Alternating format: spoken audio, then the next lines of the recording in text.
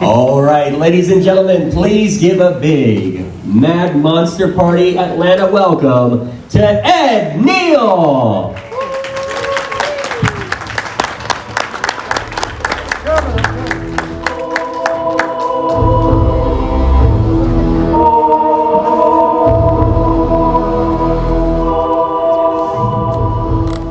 This is the Rollenstein Bar Mitzvah I'm supposed to sing. No,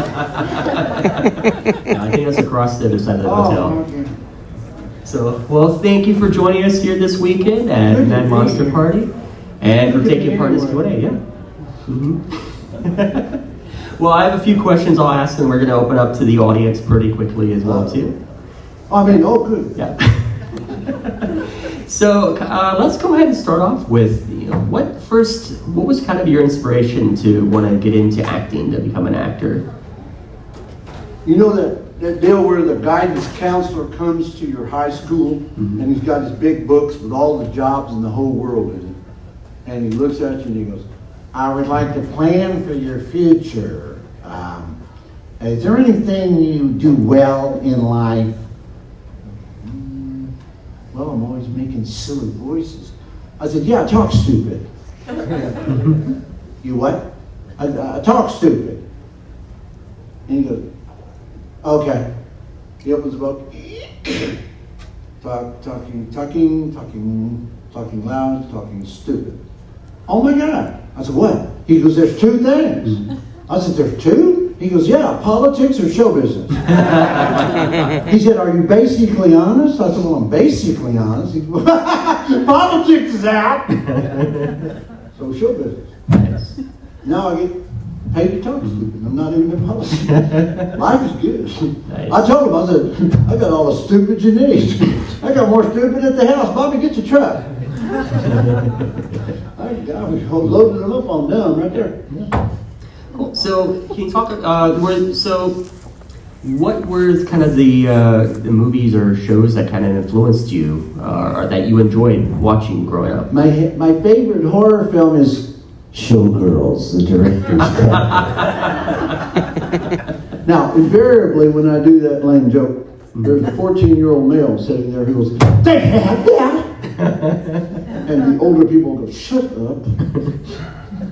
No, I'm very fortunate. I had a mom who loved old movies, and so we would watch old movies like all the time when I was growing up. As 3, 4, 5 years old, and we watched everything. We liked Charlie Chan movies and old serial movies and monster movies, and she would sit there and, okay, if you watch the Greer Garson movie with you, I'll watch the monster movies.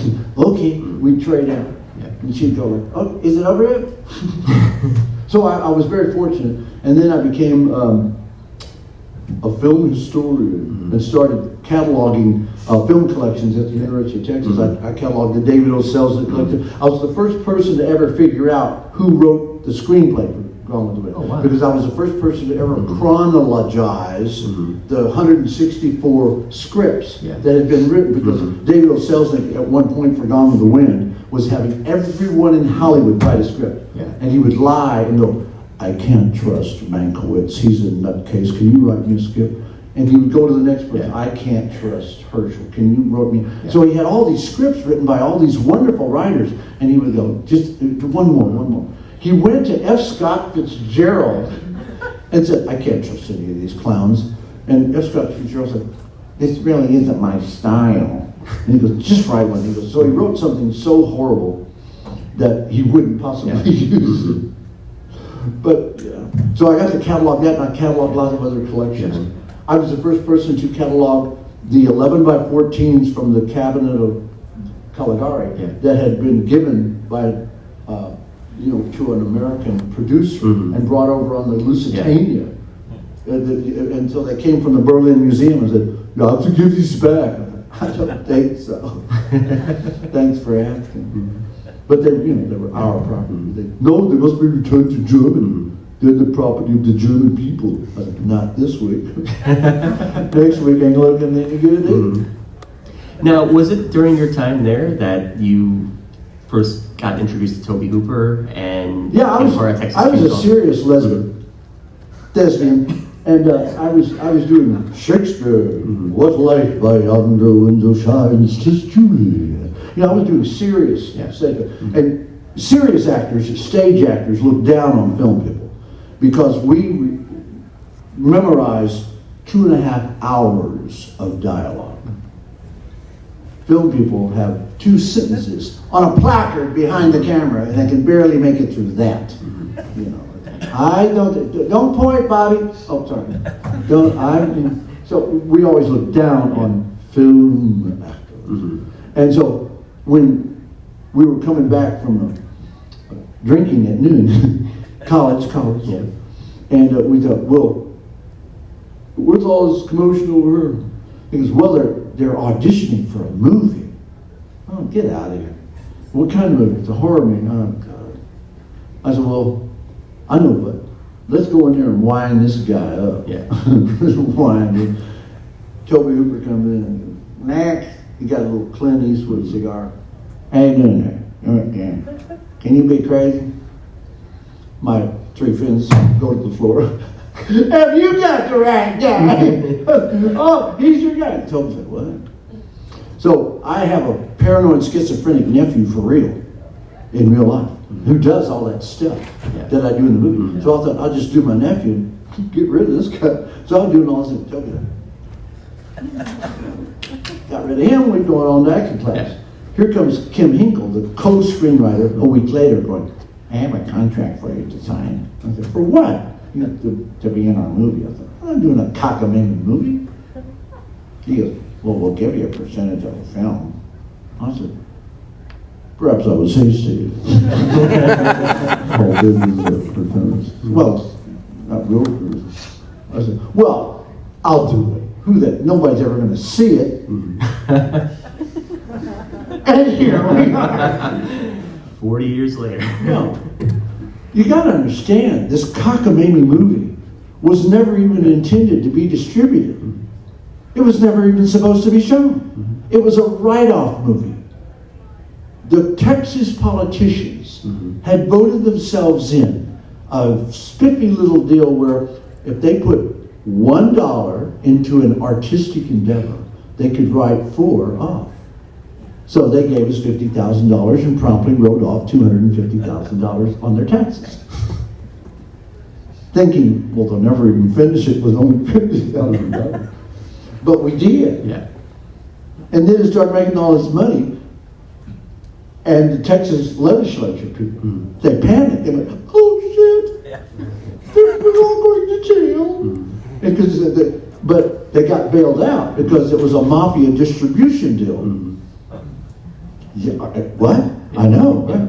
But it was Lou and Vic Perano, the Piranha brothers, as they're called by the FBI. They're card-carrying members of the Colombo family in New York. We didn't know. We're from friggin' Texas. What? They're what? You know, so they distribute the film. And the mafia has an interesting way of bookkeeping. They have a decimal point, and it floats. It always floats to the left, not to the right. So if they owe you $250,000, they send you $25 because it floated. And so we were getting checks for $25. What? And so we had expenses. I said, what kind of expenses? Expenses. That goes, wait, what's the name of your company that distributes the film? Bryanston, Lou and Vic Perano?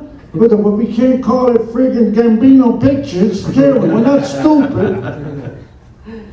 Funny stuff. Yeah. It's hilarious. So here I am, one photograph at a time, I'm finally making the money. Thank you very much. My house. Yeah. If I live to be like 840 at 800 photos a show, yeah, I'll get paid. Now, can you talk a bit about how much time was spent on the actual production, like actual filming? Well, low-budget movie making is the short version. I moved troops in triple canopy jungle in Vietnam easier than making this cockamamie movie. It was easier. That's the short version. Yeah. No, you never have enough time, you never have enough money. And what happens is you'll film intensely for like 8 days, and you'll use the $1,800 you're gonna have. And then you have to stop production and go and get 1,800 more to produce the next 18 feet of footage. So you're constantly stopping and starting. So, you know, it's like when they call it, hey, you know, we're putting the band back together. Oh, great. It's like that. You know, everybody congeals again. You do 3 or 4 days of filming, and then you go wait for the next $5. The fun part was Toby, in an effort to finish the film, went back to these guys in the legislature. But these guys are like sharp. I mean, they know for money, okay? And they go, oh, you need more money? Not a problem. Here's this little clause that we're putting in the contract now. When we pay you more money, it's not really the whole amount. You're just getting part of it because part of it goes back to us. Are we clear so far? And Toby went, no. Well, what it was when he went back for the first extra money, they gave him 75-cent dollars. He went back again later and they gave him a 50-cent dollar. We finished the film with 25-cent dollars. Wow. I know, right? Isn't show business fun? Stay in school. So, you know, you have a movie that when it came out became this huge phenomenon. And now, 5 decades later, it's... No. Yeah. When they're putting the credits together, you can look at it right now, watch it tonight. In the credits at the end of the film, all of our names are in lowercase. Like Ed, little e, Neal, little n. We didn't want, we didn't want anybody to know we made this cockamamie movie. Yeah. Cut to 6 weeks later, after the cockamamie thing comes out, it's going to we're on the phone. You make that name a little bigger. Too late. What was your first experience watching the final cut of the movie? Well, we thought it would be vaguely amusing to go to the theater, and we were in college. We were clowning around. So we were sitting behind this row of sorority girls from the University of Texas, one of the sororities. And they're popcorn, the 44-ounce drinks. They're like, oh my God. And so I wait till one of the intense scenes and I tap one on the shoulder and I go, you like head cheese? Up goes 4 things of popcorn, 4 drinks. They did not run out of the aisle. They climbed over into the next row with their, $400 dresses on. Oh my God! They're running, they're screaming, and everybody else is screaming. Nobody knows what's going on. And I'm turning to John Dugan and I said, we probably shouldn't have done that. So we back up to the wall and back out of the room before we could be arrested for inciting a riot. So we didn't do that again because we were scared that people were going to get harmed. Because they like gazelles, they went over those seats. Now, the problem was there were already people sitting in that row. They didn't give a damn. Well, I'm out of here. I'm going back to the house. Now, Texas Chainsaw Massacre, you have such an iconic cast now, with Gunnar, with Marilyn, with John. What was it like working with them? Well, Hooper got poop lucky. I mean, he was just the right place at the right time, in the right moment, the right crowd, the right cast. Just poop lucky. I mean, if you've ever talked to indie filmmakers, they don't always get lucky. Oh, well, I know you're going to use the actor guy, but we have to use my cousin Bobby because he gave $500. And Bobby's like, hey, how's it going? And so you don't always have the option to get great cast members. And these were like, fell upon him like the great wind from the west depositing these people upon him. He just, he was lucky. Poop lucky.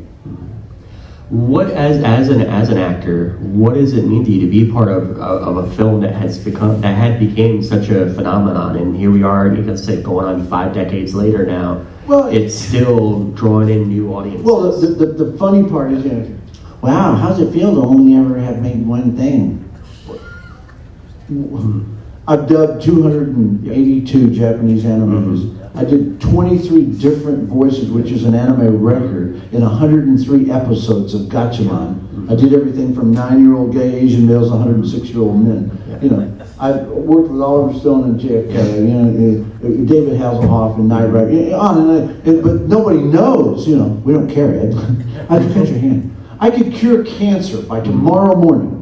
And they go, wow, that's great, Ed, how'd you cut your hand? So it's, but we love the Japanese anime stuff because that's a lot of fun to sit on a stool in a nice air-conditioned little room and talk stupid and get paid for it. Life is good. Yeah.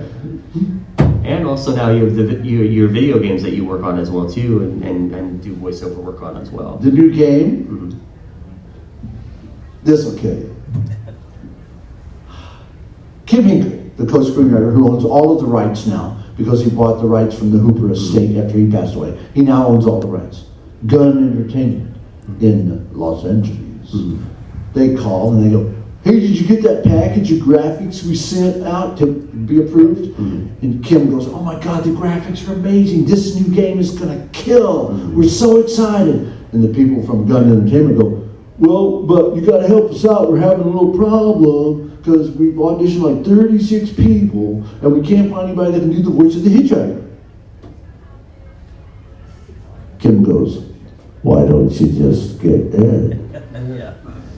Oh my God, have you seen his IMDb page? He's 108 years old. Kim goes, no, he sounds just like he did. Bullshit. No, he doesn't. No, just find us somebody. So Kim makes a tape and he sends it out to LA. They go, oh my God, you found somebody. He nailed it. Who is it? He goes, it's Ed. He goes, nice try.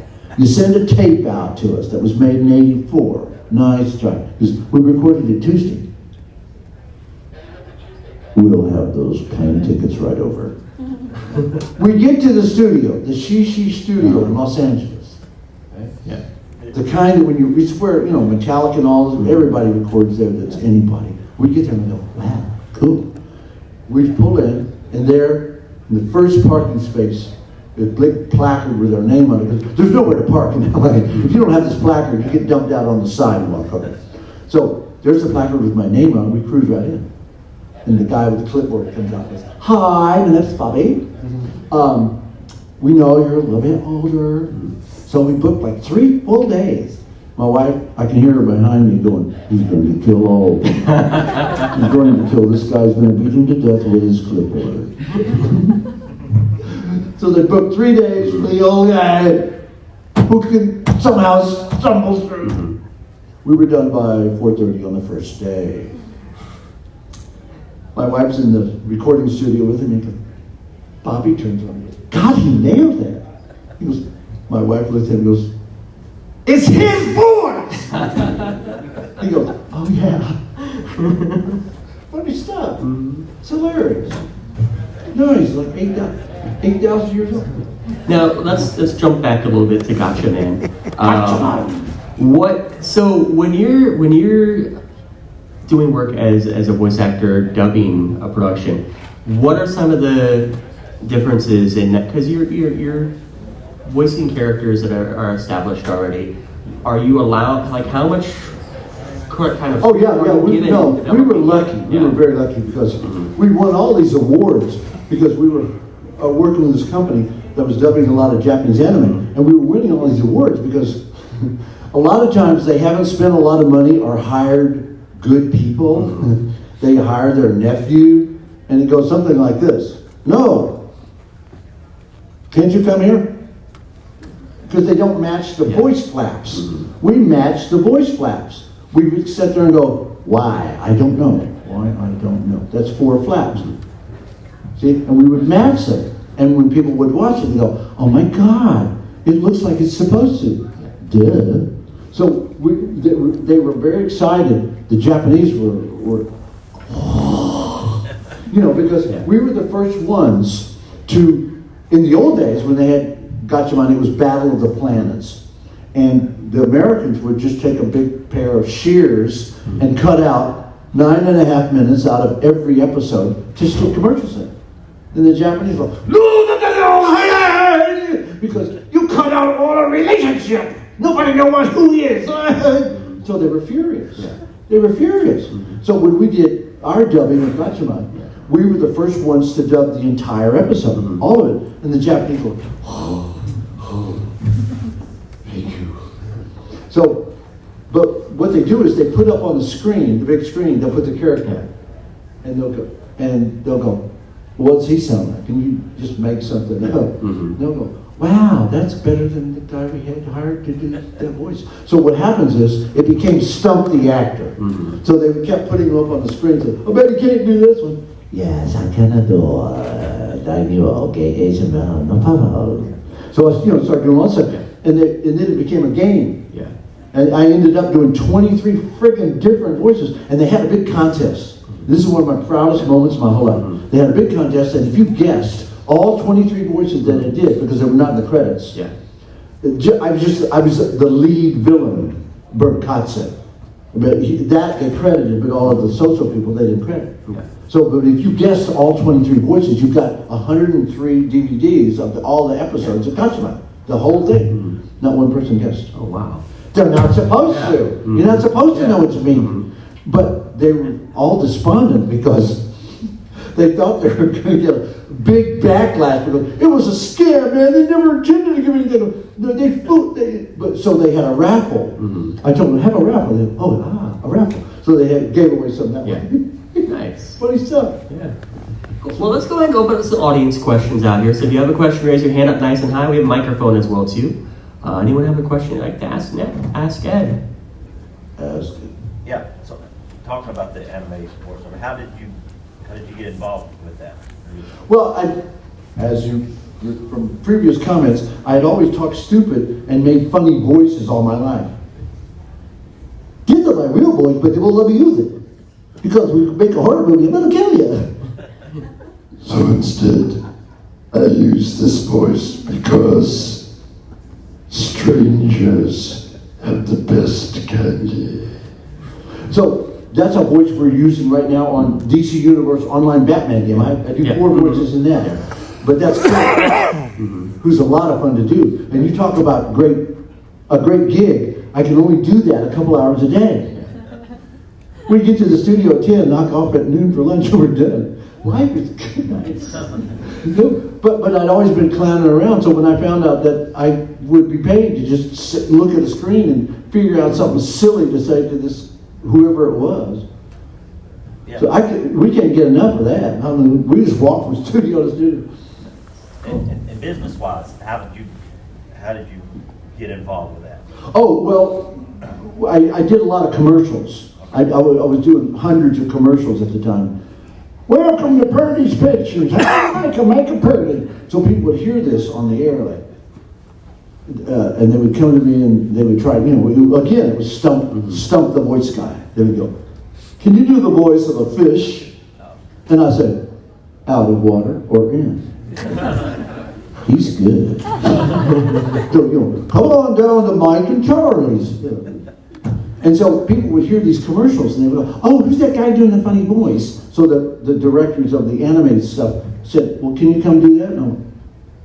Heck yeah, I'm on my way. So we got, and then other people would be talking, like, and they go, "Oh wow, I just saw your new thing for your new anime. Who's that guy that did that too? Oh, that's I need him." And so it just got exponential. Okay. So, and once you're known for being able to do it quickly, because there are some wonderful people who are excellent voice actors, but it takes 23 takes. But it's much better to do it in the first or second take, and then you get asked back a lot. So you just hold your breath and hope they liked it the first time. Yeah. Another question out there in the audience. Raise your hand up nice and high so we can see you. My favorite. Oh, right here. Yeah. So I know a lot of people would say that Texas Chainsaw Massacre is the highlight of your career, but what do you think? I'm sorry, what? What? Too many concerts. I'm sure a lot of people assume that Texas Chainsaw Massacre was the highlight of your career, but what do you think is the highlight of your career? What do I think was the highlight of my career? Yeah. When they said, it's a wrap. Like I said, it wouldn't matter if I cured cancer tonight. Tomorrow morning, they still want to know how I cut my hand. So that's the highlight. But the things I'm the most proudest of was some of the stage plays I did that were, like I did long before there was a Jack Nicholson doing the Billy Bibbit. I was Billy Bibbit, but sold out. And my absolute proudest moments in life is working at Esther's Follies. Esther's Follies is a comedy group in Austin, Texas. And all throughout the 70s, we were doing 3 shows a night, all sold out, 8, 10, and 12 on Thursday, Friday, and Saturday. 6 shows a week, all sold out, because we were funnier than hell. They used to come down from Saturday Night Live and try to hire us. And we never went, because we would go, what was your favorite skit? Oh, we loved that thing where you came out and you had the big white thing with the cutout face and you had black shoes on and no shorts and you were dancing tampons and the little teenage girl comes out and we'd go, what's wrong with me? You're having your period. We would do these outrageous skits. But the Saturday Night Live people said, that was hilarious. I said, well, can we do that skit on TV? Well, no, of course not. What was your second favorite skit? So about 5 skits down, they finally got it that we couldn't do any of our favorite stuff on TV because it was all too raunchy. So we said, we don't want to go. I mean, your show's okay, but ours is funny. Nice. Do we have one more question out there? Yeah. So you mentioned that you were into like older movies and whatnot. That you were mentioning, or that you were into older movies and you grew up watching them. I was wondering if you were into like a lot of the Universal monsters, and if you were, what's your personal favorite Universal monster? I was very lucky, having grown up with this wide body of movies that I liked. I took a job as like 13 years old at a local movie theater, and it was in the 50s, and I was the ability to go into the poster room where they had all the posters that they'd saved up, and I was able to take them all home to clean out the room so it would not be a fire hazard. And those were my gum cards. I would meet you, you would work at the Granada Theater, I worked at the North Side Theater, and I would trade you 2 John Waynes for 1 Marlon Brando poster. Those were my gum cards. Those were my heroes. Those were my, Mickey Mantle. And so I amassed over the years through through interesting things, I amassed a large collection. I mean, we're talking about a couple 100,000 old movie posters, and which I would buy and sell. And so I became known to a lot of the old actors because I could get them posters for their films that they'd never even seen. Because in the old days, movie posters came out, there were 9 different sizes, and they had different images on every poster. So I put 22 different posters in Janet Leigh's collection that she'd never even seen. And she wept for 20 minutes, you have my whole career. And I'm crying, no, but it was like that. Yeah. Oliver Stone hires me to do JFK just so he can talk about Chainsaw. I take him, I collect, one of the things I specialize in is Polish movie posters. They're insanely wonderful. I had the Polish movie poster for Platoon, which he had never seen. And I was like, here you go. My God, this is wonderful. Look at the art in this. Herbie, look at this. This is amazing. Why don't we have this, Herbie? I said, well, you can't have this because the American agents insist on the big 8x10 photograph of the actor. The Polish movie posters, they're artwork. Yeah. They're stunning. But you can't. But after 1990, when communism falls, now they get all the movie stars on it. But yeah, so I was able to expand that into the job at the University of Texas, cataloging all their film collections, and it was heaven. I'd go every day. Was like Christmas I'd go and I'd open these legendary. I was the first person in America to catalog motion picture stills, 8x10 stills. They had a code at the bottom, 438-17. What that meant was that was still number 17 for film number 438. Well, it was just like a scene of a bedroom and not a star in it. What the hell movie is it? Well, you had to know what movie 438 was. So I figured out all the codes from all the studios. Universal. And so I was able to catalog them that way. It took a long time, but I had a lot of time. So what happens is the Museum of Modern Art, MoMA, from New York comes down, and Ann Corliss, Richard Corliss's wife, the big reviewer, learns that I have this system. So she goes, "Oh my God, can I get a copy of that?" So the rest is history. Now everybody prints books, and they're all my work, but it's, yes, and then I catalog, no you didn't. You just took Ann Corliss's copy and you made a book.